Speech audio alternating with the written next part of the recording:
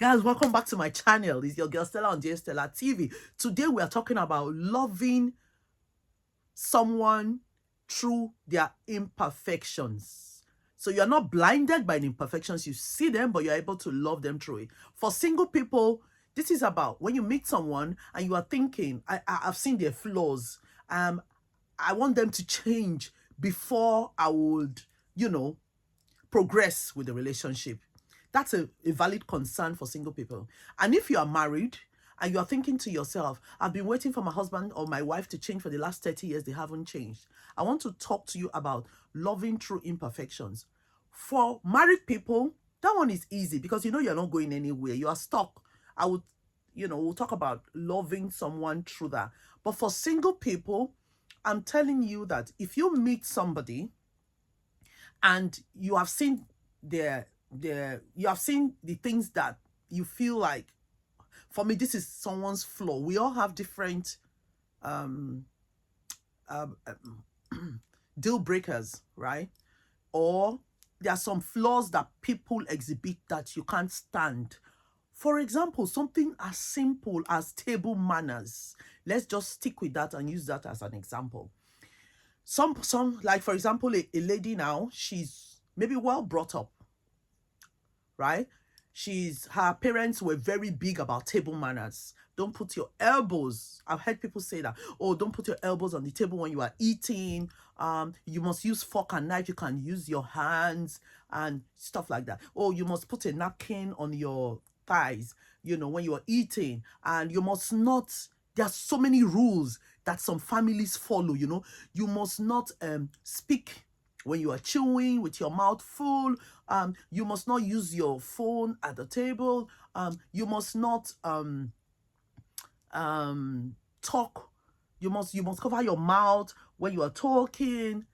Somebody will say, oh, but these are basic table manners. Sorry, not all of us observe it. I mean, don't be mistaken. I know everything. But in my house, do I insist? Probably the only one I will insist on that list I just read to you is not using your phone at the table. That's probably the only one I insist. Not because I don't have good table manners, for example. I know those things. I choose not to observe it. It's my house, my rules. Do you understand? It's my house and I don't insist. I can talk with food in my mouth. I can talk with my mouth open. It's not that's me. I'm just telling you, for me, that's not a flaw for me. But for somebody else who was probably drilled, we were very informal in my house. I was raised like, informal, we eat and we for us, food is a time of socializing. Food is a time of fun. Food is to be enjoyed in this fullness. You see, that's my growing up. So, for example, I don't insist, my husband and I, we don't insist that, oh, we must sit at the table every single day to have dinner. I'm not saying those who do it are wrong. Remember what I'm talking about, flaws. Some other person has been raised differently. They are very formal. When they want to have dinner every single day, they must sit at the dining table to eat. There's nothing wrong with it. But that person, if you now meet someone like that, if a guy meets a lady from that setup and he was brought up like me in an informal setting, you don't have to, you can eat in your bedroom, you can eat on the floor, you can eat on the chair, you can eat in the air. When I went to business school, they taught us ethics and everything. Yes, I learned it. My parents taught me, don't be mistaken about that. But they were not strict. You must do it or you can't eat. No, we don't do that. But some homes, they do that, right? So you now meet somebody from a very formal setting. I'm talking to single people now, who they can't eat except everybody's seated, the table is laid, formal, and you must observe all those rules I just listed. There's going to be a clash. There will be a clash. Now, if the lady is like me, who does not care whether you observe formal or you don't, there's no problem. So you can just adjust with the guy. You guys form your own culture. However, if you insist or you now see you like this guy, But this is something you see that you can't get past because he eats with his fingers. He eats with his mouth full. He talks when he has food and he doesn't necessarily cover his mouth. And you see for yourself that, oh, he puts his elbow on the table and you're like, gosh, did this guy grow up in a bush? And because of that, you cannot look past that. You cannot look past table manners. You say, this is not the right guy for me. You are the single person I'm talking to. Don't think that, oh, it's good that you see what you consider a flaw. In fact, there are some times that we think something is a flaw for somebody, but it really isn't. If you understand how that person, for example, if you take your time to maybe get to know him, understand his background, follow him to his house, maybe with his family where he was raised, and see how they behave, you will understand why that person is like that. Not that because he's less than, but it's just that in their home, things are done differently. Do you understand? And you can now decide to relax a bit. You know, you're no longer in your father's house where everything was so prim and proper, and try his own way. If you think there are other qualities in him that you really, really like. Do you understand? Especially the spiritual angle and how he makes you feel and how he treats you. I'm just saying, don't cast away the baby with the bath water. I'm saying, don't let that be. Don't magnify what you consider the flaw of table manners over things that are more critical, like your fundamental values. How does he, consider commitment? Are his parents still married? What is his view of marriage? Is he an honest person? There's so many other fundamental things you should be worried about. Not table manners, in my opinion. But for you, it might be a big deal. But I'm saying, pray about it, and come out of your perfect, or what you consider your prim and proper upbringing, and come and see how the other half lives. And you might just enjoy it. You might just enjoy that informal thing. And then maybe you and your boyfriend or your husband to be, the person you are engaged to, you might, now say, let us form our own. Maybe ours will be semi-informal, Sometimes we do this way, sometimes we do that way. Marriage is about compromise.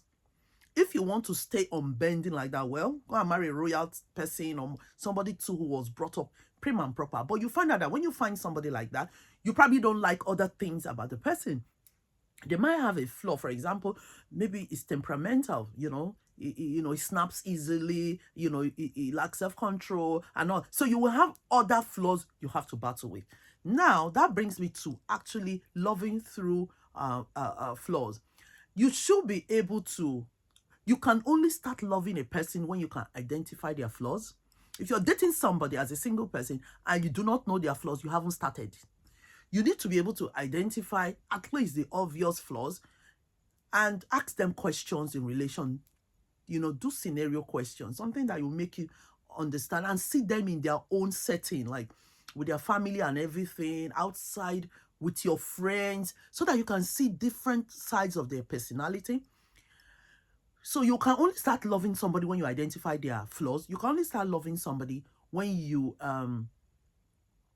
see that, this person has these imperfections, but I can accept it. If you cannot accept somebody's imperfections or what you consider their flaws, because somebody else they might meet somebody else tomorrow and the person doesn't consider it as a flaw. So if you consider something a flaw and you cannot accept it, you have no business marrying someone like that. Otherwise, you're going to have a tug of war in your marriage. You're going to have resentment building. It's very, very important. You must accept that person with their flaw as they are if they do not change. And you cannot love somebody if it's conditional. That is, you say, you have to change your table manners. You have to learn to eat like me. No eating with your hands. No doing this. So you want to change that person's upbringing. You want to change that person. It's not possible. You cannot change anybody except the person is willing and wholeheartedly wanting to change for you. But if you have to demand it, you are not ready to love that person, because that means your love is going to be conditional. The minute the person falls back, which they will do, because it has taken them maybe 30 years to become this person that you find unacceptable. Do you think in 1 year they will totally transform and they will never put their hands on the table again? elbows on the table. No. So you have to be willing to accept that person as they are. You are not be able to demand that they change before you love them. You have to be able to love them with that flaw that you see, and you have to accept it. That is loving. It is only then you can, and then you walk with them. You know, you work with them, have fun with them, accept them with their flaw. That is when you can truly say that I love this person. If you haven't seen someone's flaw, you can love them because you're only seeing the good side. The minute they show you their not so good side, or their bad side, or their ugly side, you climb up, you reject them, then that's not love.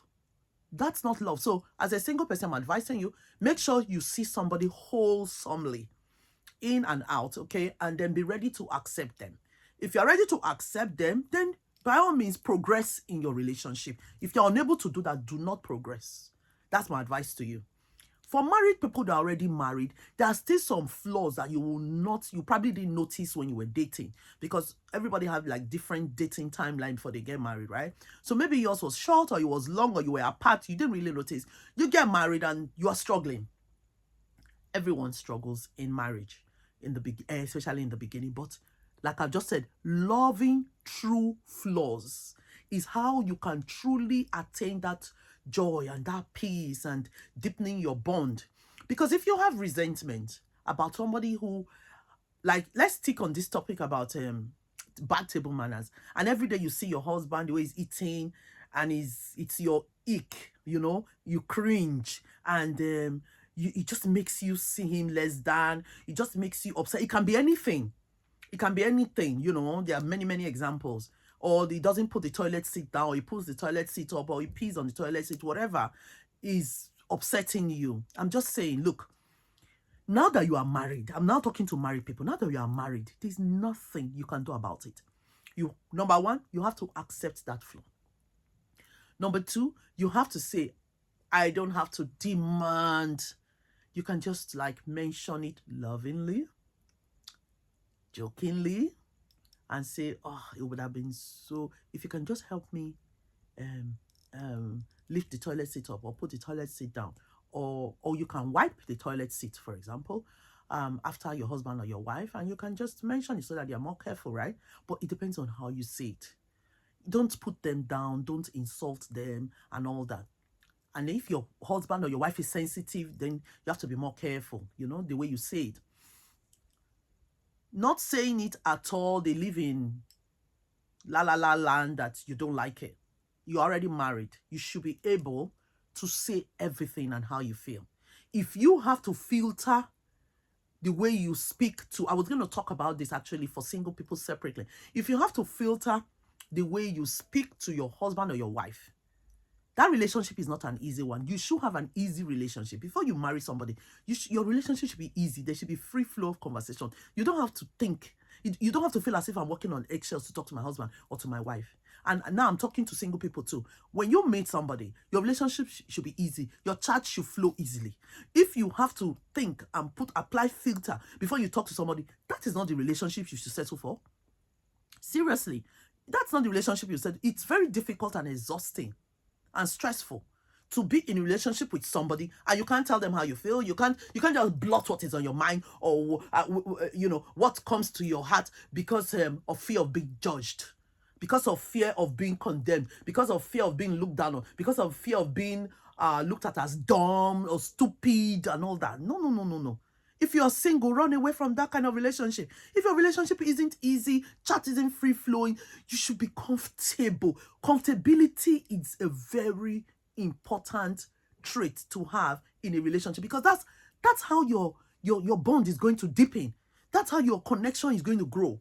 If it's not easy, if it's strained already in the beginning, and as you progress, you don't have any business marrying someone like that. Now, if you marry somebody and your relationship becomes strained for some reason, or you're not able to talk because you see that side of that person is very critical or very judgmental, and you're already married to that person, I'm sorry. So the only thing now is you have to tell the person You have to be true to yourself, because if you have to change yourself, you're not going to be happy. You're not going to resent your spouse. So you have to be like true to yourself, and sit down and talk to the person and say, please, I want to tell you something, but I don't want you to judge me. I don't want you to look down on it as, oh, what are you talking about? I don't want to feel as if I'm walking on eggshells talking to you. And such people are very defensive.